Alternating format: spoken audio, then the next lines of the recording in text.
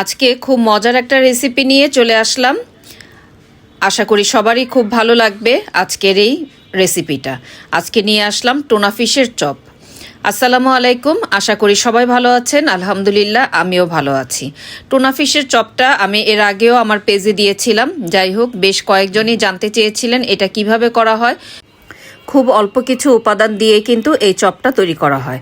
এখানে আমি 4-5টা আলু সিদ্ধ করে নিয়েছি। তার সাথে ক্যানে থাকা যেই টুনা ফিশটা থাকে, সেটার যে একটা পানির মধ্যে থাকে এই টুনা ফিশটা, সেটাকে আমি পানিটা ছাড়িয়ে ভালো করে তারপর ছেঁকে নিয়েছি। নিয়ে আমি আলুর সাথে ভালো করে ম্যাশ করে নিয়েছি।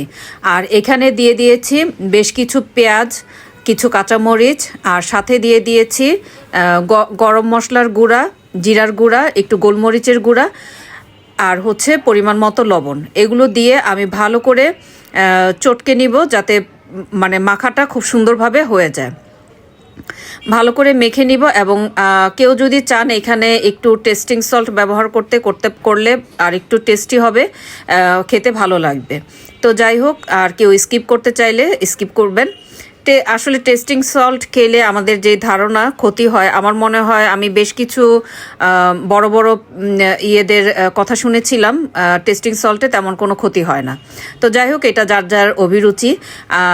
ভালো করে মেখে নিলাম। মেখে নিয়ে আমি এখানে চপের আকারে সবগুলোকে প্রসেস করে নিচ্ছি, মানে চপগুলো বানিয়ে নিচ্ছি। সবগুলো চপ সুন্দর করে আলতো হাতে, আসলে একটু সময় লাগে জিনিসটা করতে, সুন্দর করে সেট করে নিতে হবে। তারপর একটা ডিম ফেটিয়ে নিয়ে, ডিমটার মধ্যে আপনি চাইলে একটু লবণ দিয়ে দিতে পারেন, অল্প একটু গোলমরিচের গুঁড়া দিয়ে দিতে পারেন। তারপর ডিমে গড়িয়ে নিয়ে আমি এখানে ব্রেড কাম তৈরি করে রেখেছিলাম, সেই ব্রেড কামটার মধ্যে গড়িয়ে নিয়ে এটা কিছুক্ষণ ফ্রিজে রেখে ঠান্ডা করে নিলে ভালো হয়। আসলে এই ধরনের ব্রেড কামের কাজগুলোতে ফ্রিজে রেখে একটু সেট করে দিলে না, তেলের মধ্যে খুব বেশি ছড়িয়ে যায় না। তো তারপর আমি একটা কড়াই বসিয়ে নিলাম, সেটার মধ্যে আমি গরম হয়ে আসার পরে তেলটা ঢেলে দিলাম।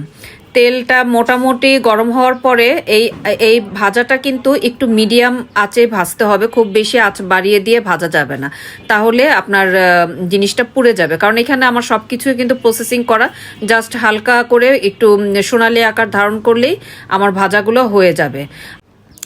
তো আজকের মতো ভিডিওটা এখানেই শেষ করছি। আশা করি এই রেসিপিটা আপনাদের সবারই ভালো লাগবে।